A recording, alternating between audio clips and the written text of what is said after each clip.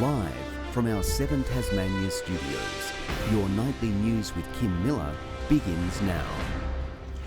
Good evening. Hobart has been placed in a damning spotlight, named the toughest place to rent in the nation.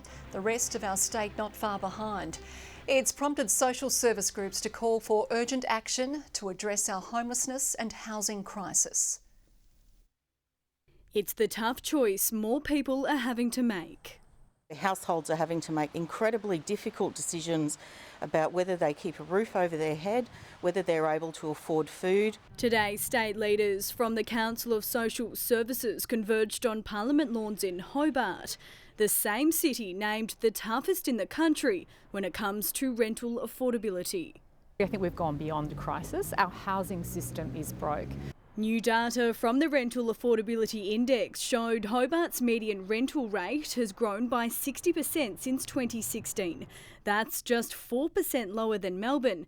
The rest of the state not far behind, with those on low incomes hit the hardest. If you're a job seeker, you're spending at least 80% of your income just to keep a single one-bedroom apartment flat. The group calling for additional social housing funding and an overhaul of homelessness policies nationwide. To make sure that when people are in that situation where they cannot find an affordable place to home, at least they've got somebody to talk to. Of course, our fund is the single biggest investment in social and affordable housing in more than a decade.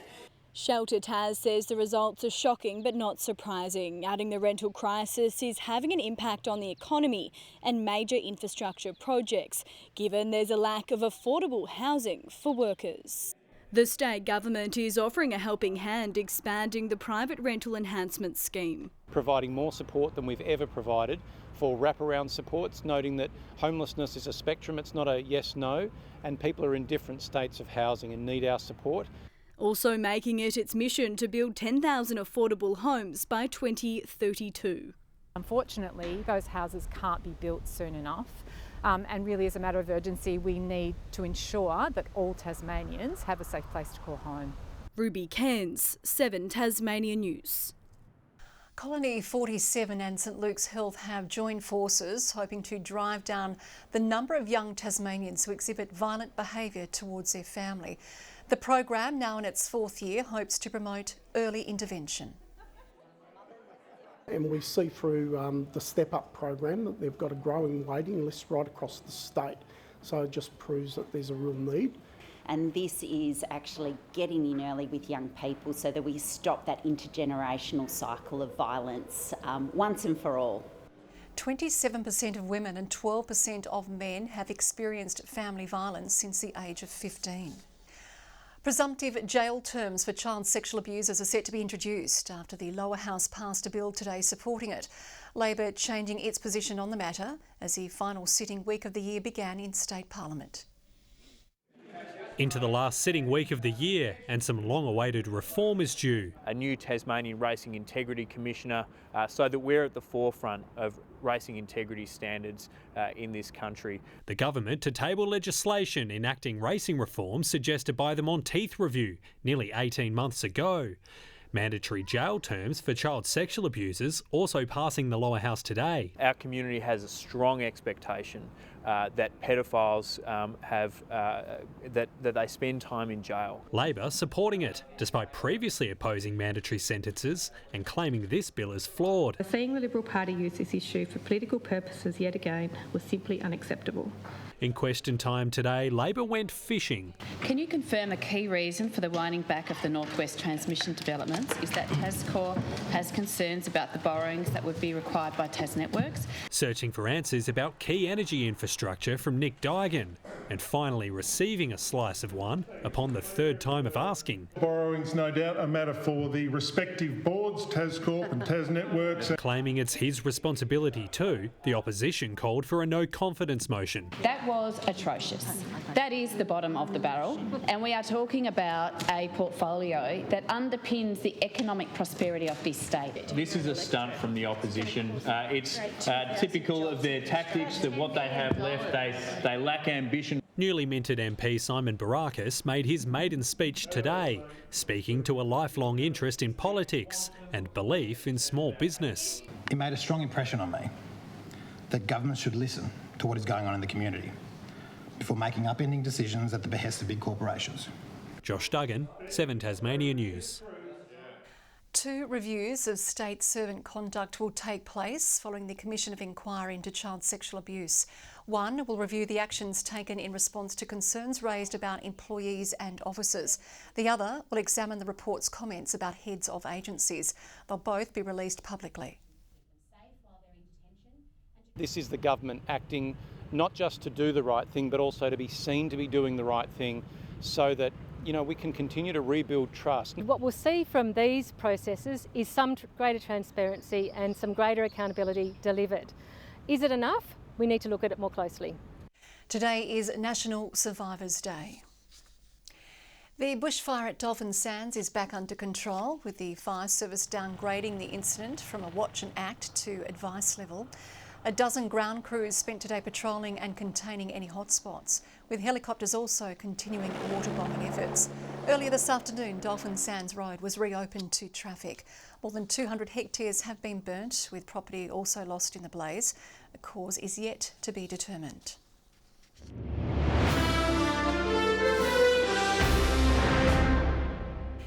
Anyone with a creative road safety idea can share in $200,000 of state government funding. KidSafe has created a car magnet with their allocation from a previous round, encouraging kids to hold on to the car while being loaded in or out by parents or carers. It teaches the child to be safe while parents or carers can get them into the car. These grants allow another way of getting road safety messages and education deeper into the community, and I personally believe it's making a difference.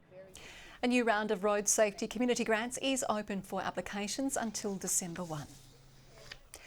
Tasmania's AFL debut may still be 4 years away, but the future stars of the men's and women's teams will start to be identified from next year. The AFL will invest $500,000 into improving talent pathways, targeting all corners of the state. They might play for different teams, but the next generation of footy stars are united in wanting to kick goals for Team Tasmania. I'd be really happy because I would love to stay with my family. So I can stay down in Tassie with my family. The 19th licence, which was announced in May, is aimed at ending the talent drain across Bass Strait. 2028 is still in the distance, but developing the inaugural list will begin next year. Today kickstarts the dreams of young Tasmanians playing for a Tasmanian team. Based off models from both interstate and overseas, the initiative will target 12 to 15-year-olds. A state talent manager and skills acquisition coach will develop the program. Coaches will be employed in the north, northwest and south, working hands-on with those showing potential. I think this program actually puts them almost at the front of the bus when it comes to other talent programs. Being able to replicate a program in each region that works with 12s to 15s isn't something we've done before to this level, so we're breaking new ground. It comes as the state looks set for a bumper draft night headlined by Riley Sanders. The AFL looking to clear a pathway in the face of competition from other sports. If you're anywhere between 0 and 14 years of age, or you're a parent of any boy or girl that is, footy's here. Today's announcement is really significant and we welcome any further investment, particularly in talent pathways. Confident the Macquarie Point Stadium debate won't derail the plans. We've got a contract with the state government. We're very confident in that. Timings, discussions, processes. John Hunt, 7 Tasmania News. Well, one of the state's most popular music festivals is back for another year, with organisers dropping the 2024 Party in the Paddock lineup. Rudimental, Milky Chance, Lime Cordial and G-Flip are just some of the headline acts destined for the stages of Quercus Park in February. And for the first time, the festival is expanding to 4 days, with Australian band San Cisco headlining night 1. Pre-sale tickets go live this Thursday. 700 of our youngest high achievers have taken their spot on the stand at Children's University graduation ceremonies across the state. Students donning graduation gear as a reward for hours spent learning outside of the classroom. In order to graduate, they have gone out and had an amazing time finding new places to learn. They've tried new things. They have showed their curiosity. Statewide, students have banked 250,000 hours of extra learning since the program's inception. MG lovers are dusting off their prized possessions, gearing up for a celebration for the ages. Tasmanian collectors and enthusiasts are set to gather to mark the centenary of the classic brand. Winding back the clock, steering through decades of MG history and admiration. When I was 18, I bought an MG TD and I've loved MGs ever since. These classic cars are mustering up for their moment in the spotlight, with a special goal in mind to mark 100 years since the now iconic vehicle was first drove into the market. We want 100 MGs to make the 100 years. The Tasmanian MG Car Club is on a mission to make this weekend's birthday party one for the history books, hoping fellow MG lovers can help smash their target. So anybody that's got an MG, they don't have to be a member of the club, please come along, bring your car. Joining them to celebrate a labour of love, breathing new life into the decades-old cars is no small feat, with these proud owners dedicating hours of love, maintenance and care. One of our members has worn his car out twice and he's trying to wear it out for the third time so he can rebuild it. And some people have 5 MGs, quite committed. This weekend, it's all about relishing their dedication, revving up for the party of the century. Victoria Easto, 7 Tasmania News. A familiar face is taking over the reins of the state's peak farming advocacy body. Nathan Cowman is swapping beer for the land, appointed as the new Tasmanian Farmers and Graziers Association CEO. The current Bogues brewery boss says he's ready to hit the ground running, making key issues impacting the industry his top priority. They change all the time, and trying to figure out, how we maximise the value for members. So that we can really help grow and prosper the agricultural industry in Tasmania. He'll step into the role in January.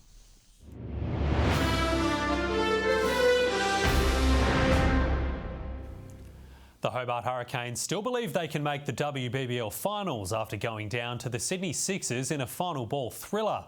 Despite another Lizelle Lee half-century, the Canes were restricted to just 139. The Sixers, however, needed all of their 20 overs to chase that target down. Relief and joy for the Sydney Sixers, heartache for the Hobart Hurricanes. Yeah, it was an absolute nail-biter and it was a shame that we were on the other side of it. Players, however, are still confident they're a finals contender. To make the finals, you need 8 wins, so if we win all our next ones, that takes us to 8.5 with the washout. So we've still got a chance. The night started well for Hobart. Lizelle Lee's purple patch continuing with another half-century.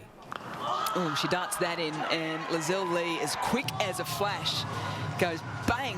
Sitting 3 for 92 with 7 overs left, the Canes looked on track for a big score.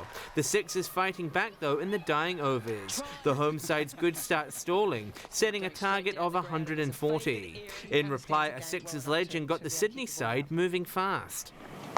Pull shot from Perry off Ismail has the pace. But much like Hobart, the Sixers stuttered mid-innings. Graham and Amy Smith teaming up to skittle the middle order. Well, Lee's up, Smith's up, the fingers up. Needing 30 off the last 3 overs, Hobart looked on track for victory. Tilly Carmichael had other ideas with a last gasp blitz. Sits deep in the crease, does Carmichael. Needs to get going and they can't. What a gap. That took the game to the last ball. It's bat on ball. It's fine enough. There we go. The win to the Sydney Sixers. There's no time to reflect for the Hurricanes. The squad flying this morning to Brisbane for a must-win clash against the Heat. Anyone can beat any team, so we're going to go up there with full confidence that we're going to be able to go out there at AB Field and get the win. John Hunt, 7 Tasmania News. Well, Magna is confident his injury woes are behind him and he can play the rest of the NBL season. The forward made his long-awaited return in the Jack Jumpers win over the 36ers on Saturday night. Sidelined for months due to a foot injury, he admits the long recovery was a frustrating time, crediting the coach for keeping him focused. Just so antsy to get back out there, but I'm kind of happy Scott put the brakes on me a little bit and just told me to settle down and get me in due time. The Jack Jumpers will now travel to their home away from home. They play the Breakers in Launceston on Thursday. Good evening. Temperatures in the west and south below average today. Hobart 18 degrees, Launceston the state's warmest, 23 the top, Devonport 19, Burnie a high of 22 degrees. Friendly Beaches had 21, Lowhead 20, St Helens and Bushy Park 19, Grove and the Islands 17 degrees, Strawn a high of 16. West to southwest winds pushed cloud over our west and south, a few overnight and early morning showers in that lot there, mainly over the west of the state.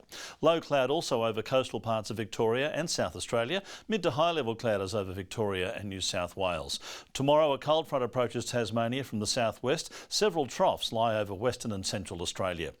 The winds southwest to northwest at 20 to 30 knots over northern and southern waters, tending variable over the east. So strong wind warnings in the north and south. That's from Stanley to St Helens Point and also from Tasman Island around to Low Rocky Point. Tomorrow, Hobart expecting 19 and partly cloudy weather. Geeveston the same, 19 also the top for Bothwell. Launceston a high tomorrow of 23 degrees and partly cloudy, 20 the top for Devonport, bit of cloud for Cressy and 22 the maximum. Burnie 18 degrees, a late shower over Strawn, 15 the top and 16 the high for Curry. While for St Helens, a shower or two, 21 the high, a shower also for Swansea and Orford, 18 and 17 respectively. Thursday now, showers over the west and south and maybe for the east early in the day. A cool day too with snow to 900 metres in the far south. Fine on Friday apart from a shower over the west and far south, and on Saturday mainly fine along the north coast but scattered showers blowing in with more west to southwesterly winds elsewhere. Partly cloudy in Perth tomorrow, a sunny 24 for Adelaide, 20 the top in Melbourne, cloudy and 25 in Sydney, 32 the high for Brisbane, and the showers and storms herald the change of seasons over the tropical north. Nothing tropical about 14 right now in Hobart, 19 currently in Launceston, clear in Devonport and 17. Kim, we'll leave it there, eh? Good idea. See you again tomorrow. That is all your news for now. I'll be back later with updates. Thanks for joining us. Good night, everyone.